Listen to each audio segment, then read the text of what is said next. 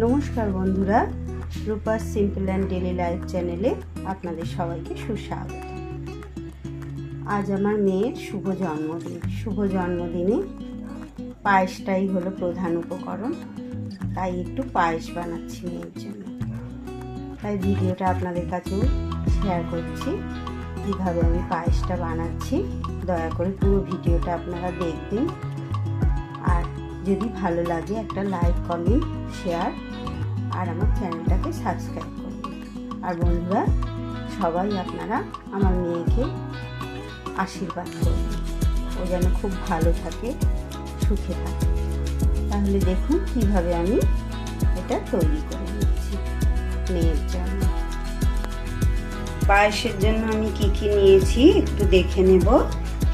এখানে 1 লিটার মোষের দুধ, এটা আগে একবার জাল করা ছিল, আবার গ্যাসটা জেলে আমি বসিয়ে দিয়েছি, গরম হচ্ছে।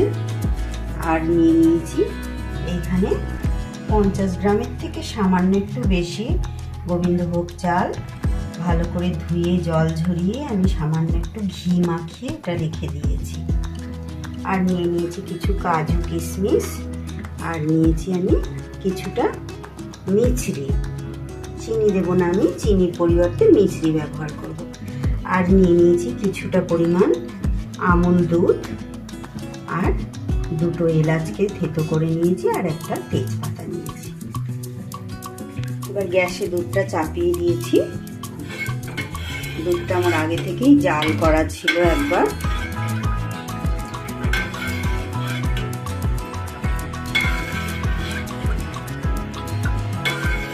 মোষের দুধ নিয়েছি, মোষের দুধটা তো খুব ঘন হয়, আর পায়েসটা যতটা বেশ ক্ষীর ভাব হয় ততই ভালো হয়।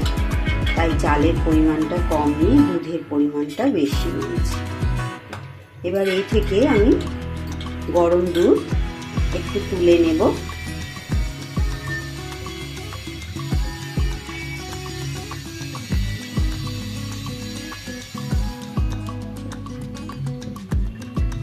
আমুল দুধটা গোলার জন্য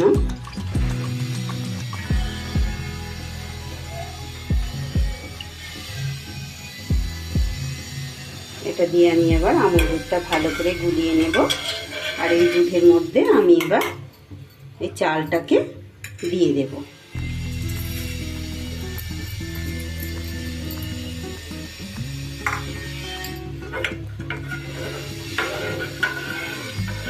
দিয়ে চালটাকে আমি দুধের মধ্যে খুব ভালো করে সিদ্ধ করে নেব।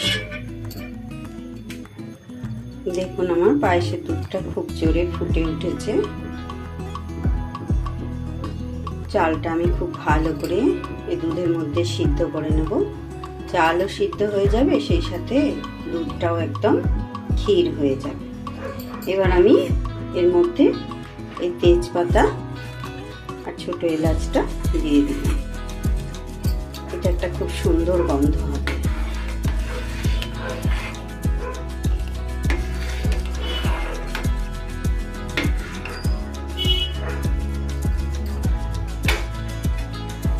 আমুল দুধটা আমি গুলে নিয়েছি বাটির মধ্যে ভালো করে। যে কোনো পায়েসেই যদি এরকম কিছুটা আমুল দুধ গুলে আপনারা দিয়ে দেন, তো পায়েসের স্বাদ কিন্তু অনেক গুণ বেড়ে যায়।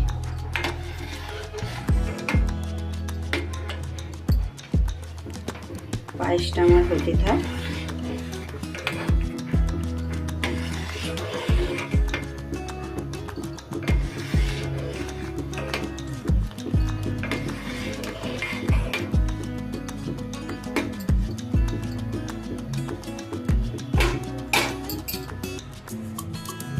চালটা আমার বেশ কিছুটা সিদ্ধ হয়েছে, এখনো সিদ্ধ হবে চালটা। এইভাবে ফুটিয়ে নিচ্ছি দুধের মধ্যে ভালো করে। আমি এখানে মোষের দুধ ব্যবহার করেছি, আপনারা আপনাদের ইচ্ছে মতো দুধ ব্যবহার করতে পারেন, গরুর দুধ, প্যাকেট দুধ, যে কোনো দুধ।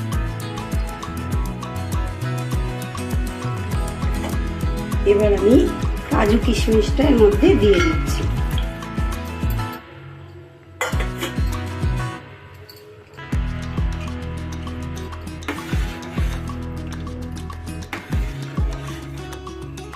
দুধটা আমার অনেক ভারী হয়ে এসেছে, চালগুলোও সিদ্ধ হয়ে এসছে, আরও খানিকটা চালটা সিদ্ধ হবে।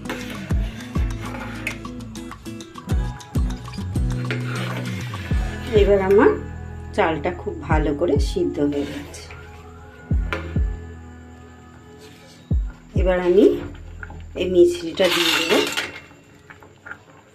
আমি মিছরি দিচ্ছি, আপনারা আপনাদের ইচ্ছে মতো দিয়ে দেবেন চিনি। এবার আমি গুলে রাখা আমল দুধটাও দিয়ে দিলাম।